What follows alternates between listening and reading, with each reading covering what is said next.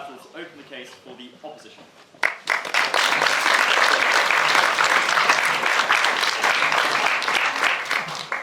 Can I say how honoured and pleased I am to be invited to speak to this motion. When the invitation arrived, I looked at it rather too rapidly, and I thought initially that I was being asked to speak in favour of the Romans, to mourn the fall of Rome. And I thought, my golly, that would be awfully boring. I don't want to mourn the fall of Rome. And then I saw, no, I'm an opponent. That's much more interesting. After all, I've spent my entire academic career working on the Romans, plunging myself into the Romans. Why on earth should I defend them? Well, there are, frankly, two lines of argument that we can take against mourning the fall of Rome. Is that the last bell? No, that's your protector. Oh, I thought I was out of it. One is, of course, the Roman Empire stands for every empire. And we all know, particularly the British Empire, but Americans and so on, we know that empire is really pretty ghastly. And the Romans invented it. And I'm not going to pursue that line remotely. I'm going to leave it to you, all over to you. Then there's another line of attack that interests me much more. And it goes like this. Mourning the fall of Rome is something you can only do if Rome actually fell. What does the fall of Rome mean?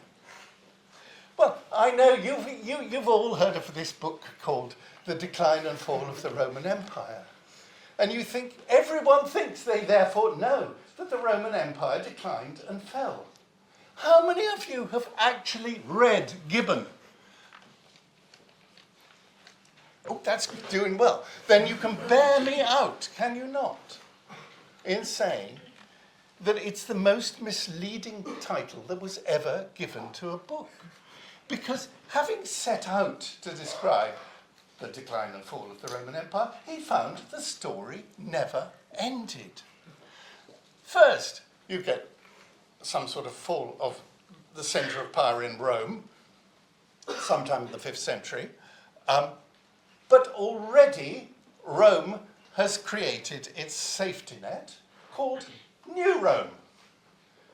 And Constantinople continued to run a Roman empire, calling itself a Roman empire, for the next 1,000 years after the fall of Rome. What sort of a fall is that? It's very, very delayed. And Gibbon found there's another volume, and another volume, and another. And then he looks at the Western Empire, and there are all these horrible barbarians who take over. And he discovers, well, that's actually a terribly interesting story to tell. Because what do the barbarians say? Thank God the Romans have gone. Out with them. Now let's behave like proper barbarians. No. They say, can we be Romans too, please? And they compete with each other to be more Roman than thou. So it takes Gibbon 7, 8, depends on the edition, volumes, to find that Rome doesn't fall. Oh, then he adds, right at the end, what about the city of Rome? Did the city of Rome fall? And, well, it's pretty bloody obvious. Rome's still there. And he concludes that the major damage to Rome was not caused by barbarians. It was caused by the locals. Quod non fecerunt barbari, fecerunt barbarini. It's the Barbarini who knocked down the Roman monuments in order to build their own. So his conclusion is actually Rome didn't fall. It was an amazing success story. Okay, let's give you a fall of Rome. 410, Alaric the Goth turns up, and he and his Goths spend 3 days doing everything horrible that a barbarian can possibly do within Rome.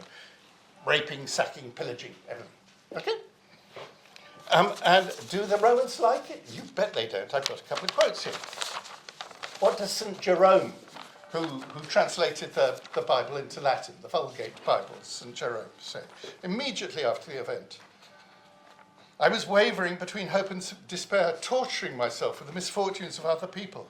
But when the bright light of all the world was put out, or rather, when the Roman Empire was decapitated, the whole world perished in one city, says Jerome. And what about his great friend, St. Augustine? He writes a whole sermon on the sack of Rome, De Excidio Urbis Romae. And what does he say? Brothers, don't lament. You may ask yourselves why God did not protect Rome from the barbarians. Did not God say to Abraham, I will protect a city for the presence of 50 just people, even for 10 just people? Weren't there 10 just people in Rome? Augustine was a better debater than I. He could run rings around all of you. No, says Augustine.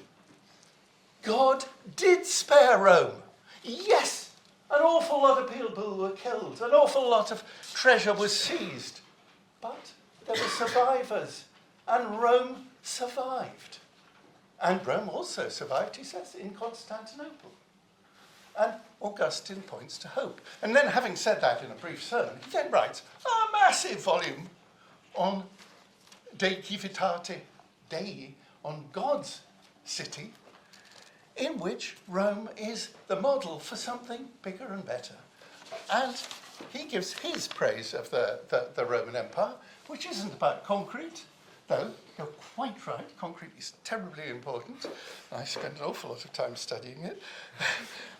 No, what matters is faith.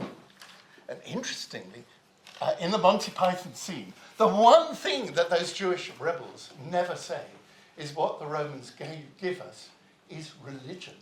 Because, of course, they were really, really against it. But actually, in historical terms, it's one of the biggest impacts of Rome. And Rome rebuilds itself through the Christian church. And what is the Pope, if not a later Roman emperor? So, you haven't rung another bell for me. No, you've got 3 minutes. I've got 3 minutes. I've well run out of anything interesting to say. So, I love the barbarians who take over from Rome. My favourite are the Ostrogoths under Theodoric the Great. And he uses a wonderful author.